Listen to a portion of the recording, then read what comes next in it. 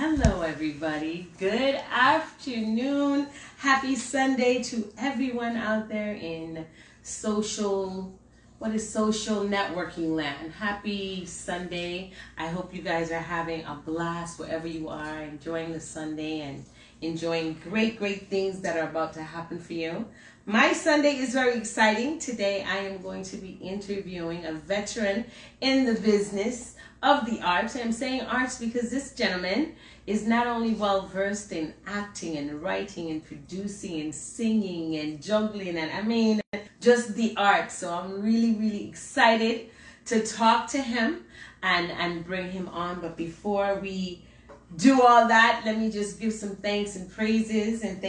I usually have my sage. I don't have that today because I am wearing my protection right out of Toyin's creation on Instagram, and these are my spiritual protection rings. And of course you can see a cowrie shell, my Eve ring here. So yes, handmade, hand wrapped, just for me individually. Also my flask, I am so in love, one of my favorite colors. I'm gonna do a little refill. Yes, came from there too. So all my little trinkets today are sponsored by Toyin's creation on Instagram. If you probably look in the comments, I'll put that in there later so you can see that, or she's probably on here. So big thanks to you. Thank you also to my uncle and longtime neighbor, Warren Seeley, known as Kat. Yes, the legendary Pink Panther. Google it. VW Bug, yes. Thank you so much for my flowers. I really appreciate that. Are you guys ready? I want you guys to take a listen to something before we get on here, because I want you guys to see how versed Benzly Hype is. And I didn't say who it was before, and I spelled his name wrong on my flyer. A little dyslexic sometimes, okay, guys? Forgive me. You can't do a 6 for a 9, and sometimes you put the L before the Y, and I did, so I apologize humbly for incorrectly spelling his name. I am so excited because I know you guys see me on the other side of music all the time. I bring you music and lots of different concerts and things like this, but what you should know is that I am a former drama student. I've also done ballet for a long time in my life. Jazz, Afro-Caribbean dance, and so the arts is a part of my love. So this for me today is really special, and I can't wait to hear all the things that he has. His YouTube series is amazing. I mean, once you click on it, you're not gonna be able to stop. You're just gonna be playing episode after episode. So we're gonna also talk about that, so you guys can get some more information on it. They just recently had a beautiful reunion on June 3rd. I want to talk to him about that as well. Of course, Rappa Krappa was the host, so I got some questions about what that was like. I love Rappa. One of the few, I don't like to call him a blogger because he's so fun, but one of the few ones that I do take a look at and I do watch. I don't really dibble and dabble in all the other negative stuff, but I like him. So we're gonna talk to Benzly about that and see what it was like to work with all these people and Professor Nuts. I mean, come on, I have so many questions. I want to just chill with him and talk. You guys know it's gonna be a chill day, so I just want to talk to him and see, how he is doing and how it has been for him as well.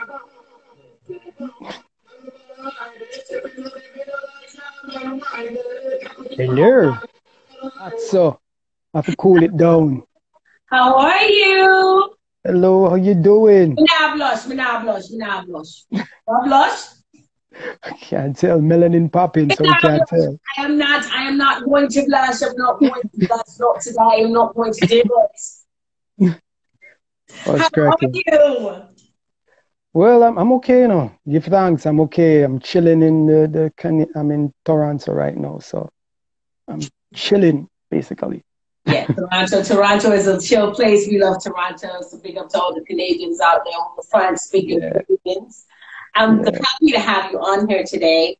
Let's just jump right into it. I know you just had a reunion. What was the experience like for you with everybody? Was everybody able to come with the situation that's going on now with this whole thing about curfews and not being in the mix of people? How did that work out for you? It was virtual, right? Yeah, it was virtual, but everybody didn't get to come. Most of the cast was there, thankfully. Audrey Reed was there, Maka was there, Clumsy was there, which Everaldo Creary, Candice Buchanan was there, Lisa Alvarado, the policewoman. Everybody was there except for Nuts. Nuts wasn't there. Grabsy wasn't there, and Mr. Weatherburn couldn't make it. He was in England doing some shoot. He's actually doing a Netflix series now. He's shooting, so he didn't have the time. But he sends his, sent his, apologies and so forth. But nice, man. It was good. It was nice energy. Trust me. I can only imagine. I know you guys had Rafa Krapa as the host of that. Yeah. I want to commend him. I think electronically and socially and working with the way that he does and his editing is amazing. I don't just see him as a blogger. I see him as he works very, very well. So I'm glad to see that you guys selected him as the person to do that. Yeah, man. Give thanks to the team, Shay and Kay, they really went out and got that. Yeah, man. Did that. So it was good. Rapper Kappa, he's an entertainer, man. So it's good to have entertainers run entertainers. He's more than just a blog, he's an entertainer. So that's key, Yeah, man. Mad. Now, I want to talk to you about the beginning and starting because you've been, I consider you a vet. I consider you somebody that has been doing this for a very, very long time.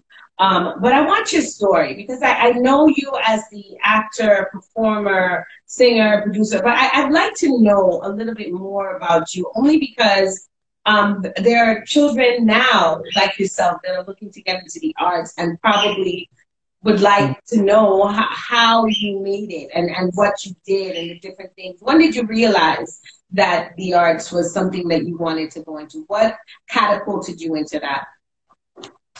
To tell you the truth, I was born into the arts. I couldn't escape it. My father is a musician, and my father, Ainsley Morris, was a popular balladeer in Jamaica. He had a couple hits well, and he wanted, tell you the truth, he wanted the Jackson 5. So he was like, okay, I have 3 boys, I need 2 more. So so he used to, Jamaican style, force you to play music, and so my papa used to get beaten, whippings to play, back, my bigger brother never took to it at all, but me and my younger brother more took to it, and I was naturally just always creating. I was drawing, I born with certain gifts. I can draw anything I see, and I can create anything out of anything. So because of that, it was a natural thing for me to go into the arts. So yeah, I was writing my first songs from I was like maybe about 7, 8 years old. So I was doing stuff, but I was making up my own versions, and I was playing music because I was learning classical music. My father, the man would come from the country, and the man was on the streets, but he wanted the better for his children, so he forced all of that. I went to send it to the best school to learn this. He couldn't afford it, so when he could afford, him do. And he, taught us to play the guitar, and these little things. And my father's story is a whole next show. Remember, I tell you that. My father's story is a whole next thing. So because of that, I saw my father and said, all right, if he got this far and he had 2 hit songs, was on the UK chart, and he come from that, I can do much better with what he's giving me.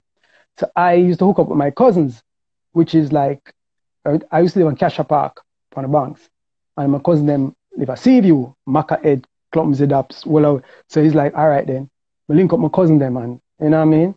So the whole thing is that, there's so many things that happened. So life carries you through certain avenues and certain things, you know what I mean?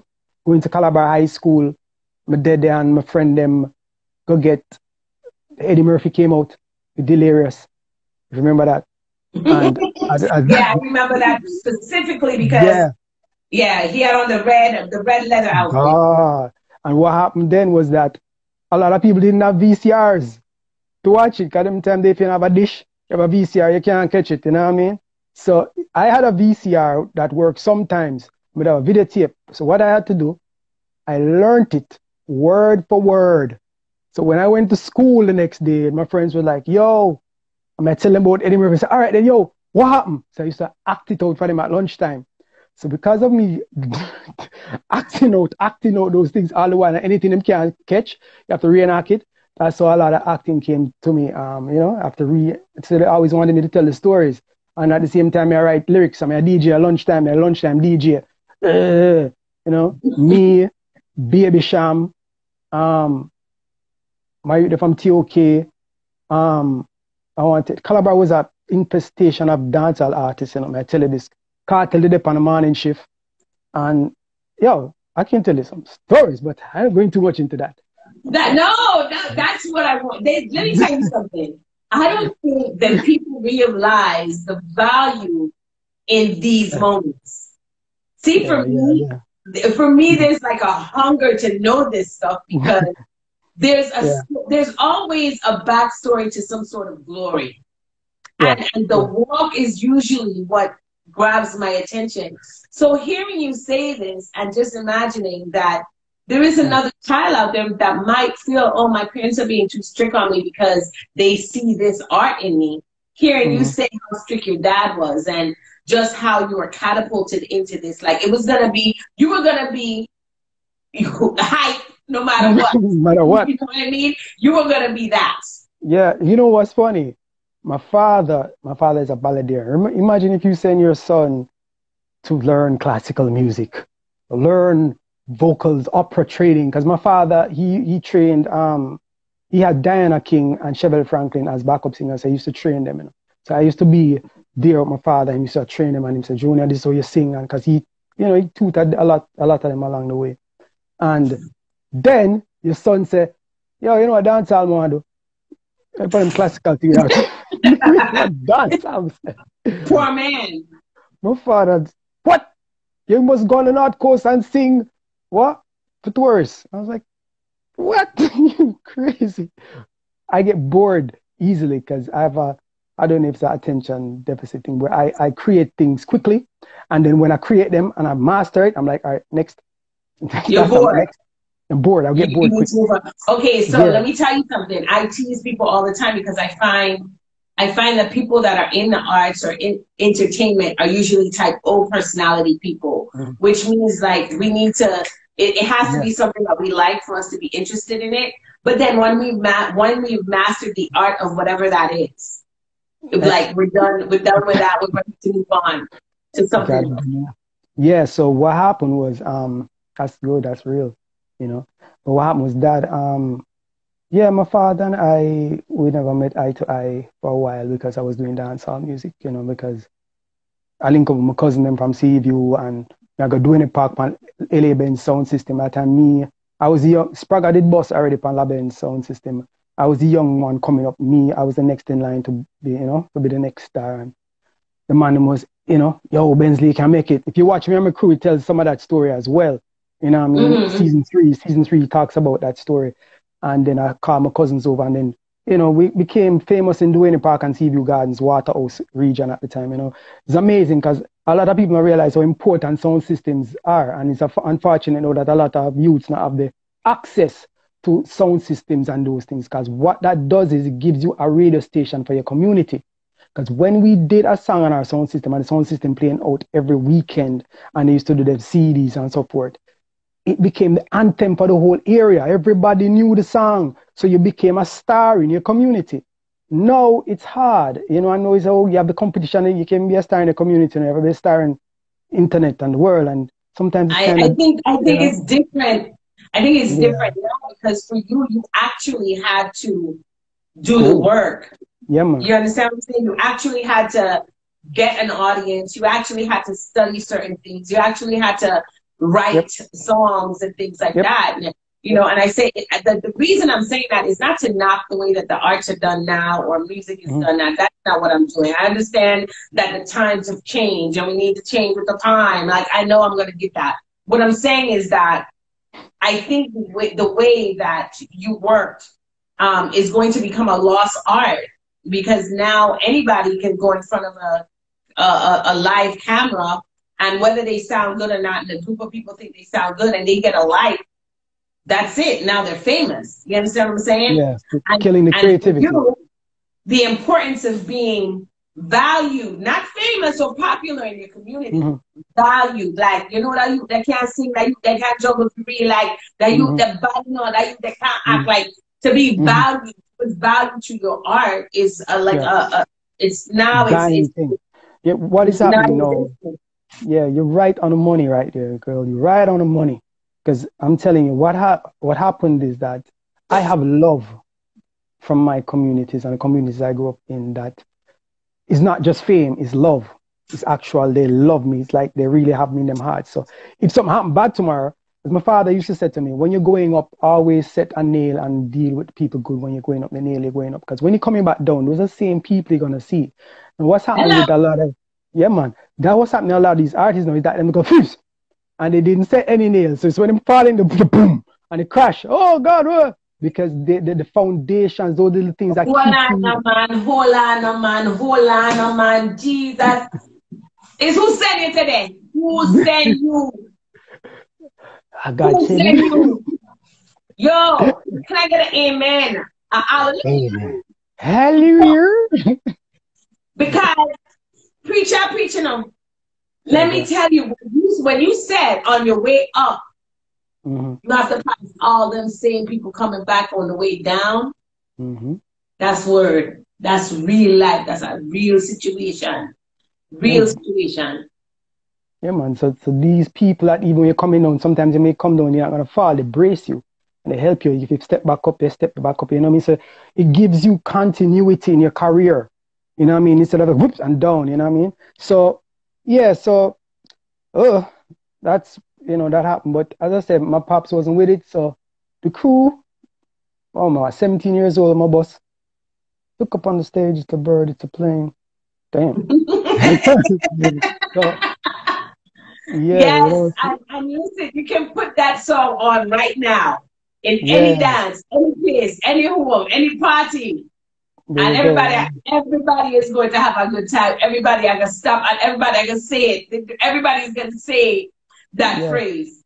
yeah, man. So it's just that it's etched in a piece of the makeup of not just the Caribbean but the world, and it's a great Mhm. contribution. And Yeah, too often we wait till people are gone to say, "Yo, yeah, thank you for your contribution for what you did, not just for the Caribbean but for the world and yeah, for us as people and for the arts." You know what I mean? So I yeah, am yeah. so elated to have you here, and listening to the history of the makeup and the material that makes you the roots, and now you're the fruit and you're sharing Yeah, that with everybody else. yeah. I give thanks, man. It's So just been it's a journey, and his life is a journey. What happened? Let me tell you. Miracle Crew was written when I was going to Calabar High School. I wrote the first script when I was going to Calabar. And it's like, as I said, things happen. Working with Sly and Robbie, you drop a hit song, you tour the world, you come back to Jamaica. I want to tell you a little quick story, a little side story quickly. You know that when I first time I flew out and I came to Florida, right? My first tour was, picked us up at the airport. Who picked us? Yo, man, what's up, man? Yo, what's up? Who my name's DJ Khaled. Khaled picked us up from the airport to tell a history. And Khaled DJ Khaled just carry us to different radio stations and events. And it was Khaled. Khaled was the man. It was like, yo, man. And he was much thinner at them time, man. He was like a stick. But it was so much fun, you know what I mean? So it was like it's a bunch of young dudes just having fun and getting stuff done and, doing the streets, you know what I mean? But yeah. to rally back now, when I came back to Jamaica, Sly, they want Chris Blackwell, because Sly Dunbar is signed to Island Records. And Sly wanted us to do, they was doing a movie, they was doing Third World Cup, and was doing an album. So Sly said, listen, I want you guys to do the soundtrack for Third World Cup. So we did like 3 songs off the soundtrack. And at the movie premiere, the album was ready. Our album was ready to be released, our first debut album. And Chris Blackwell was there, and Chris Blackwell was like, Benzly, pleasure to meet you, man. Oh, this is Chris Blackwell. First time meeting Chris Blackwell. Chris Blackwell had on a rayon shirt, a little purple rayon shirt, a little dirty shorts, a little fisherman hat, board slippers, Chinese board slippers, and a Rolex on his hand that could buy the whole building and the whole block. And I was like, crap, I didn't realize. I just, hey, pleasure to meet you, man. And said, Benzly, and he start talking to me, said to me, say, I love your song, and he start DJ. He must start DJ part of my song. No! You see, you're the man. And so let me tell you something. When you meet people, I think he said to me, when you meet people, this is how you judge somebody when you meet them. You don't look at their clothes. You look at their watch, their phone, and their car keys. I was like, So remember that. Never forget that, Benzly. All right, cool. Because I just take these little jewels that people tell me. Look at your watch, phone, and the car keys. That's the first thing people look at. Well, I tell people wealth and rich is two different things. I tell people that every day all my life. I tell people you'll never see a wealthy person that would be dressed from head to toe in Gucci. There you go. The wealthy people I know, wealthy meaning like their forefathers had money, generational wealth. Those are the people that are in khakis, slippers, and a t-shirt from Walmart. They have nothing to prove to nobody at all. Straight. Yo, man, that was deep. When we did that movie, the soundtrack for it, they asked us to do some ad-libs. I was giving you the story here, you know what I mean? And then they asked us to do, they asked us to go to this movie audition for this movie called One Love. I was like, okay. So it's like, yeah, man, go on the set, man, and go enjoy yourself and thing. So what can I go on? So me and the crew went, and I carried a next artist with me called Zimbu. Nobody knew this character. He was a fresh Zimbu. You know Zimbu now. Zimbu's a star now, but Zimbu went on the set with me, and he was there. And I don't know, I never liked how they dealt with Zimbu on the set. Zimbu's a relative of mine, but they dealt with him. I didn't like what was happening with how they dealt with him on the set because he wasn't part of the crew, and I think he did something on the set that, upset someone. But anyway. Yeah, he didn't do nothing purposely, but I think, when you're shooting a scene and you have a paper in your hand, you're supposed to hold the paper the same way the next time, or you move the paper a different way, and yeah, that was those kind of thing. And it was a big uproar. I was like, come on, chill out. But anyway, long and short, after that, I saw Sarah Manley. She was the producer of the show at the time, and I saw Sarah, and I was like, Sarah, come me being pissed. I was like, how you make one of these things? And she was like, what? And I said, one of these movies, whatever. And she was like, well, Benzly, first you need a script.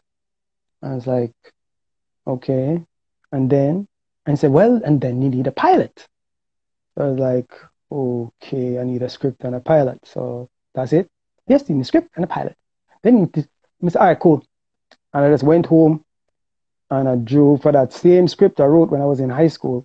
Me and my crew took it out the drawer, called my little brother, called Lisa Alvarenga, who plays the police lady in the show, if you know the police woman. And me and her we sit down with Sanny and sit down and we say, hey, we're going to write this. He said, this is the script. What we're going to do, we're going to add to it and get at least 20 pages. So we can get at least 20 pages.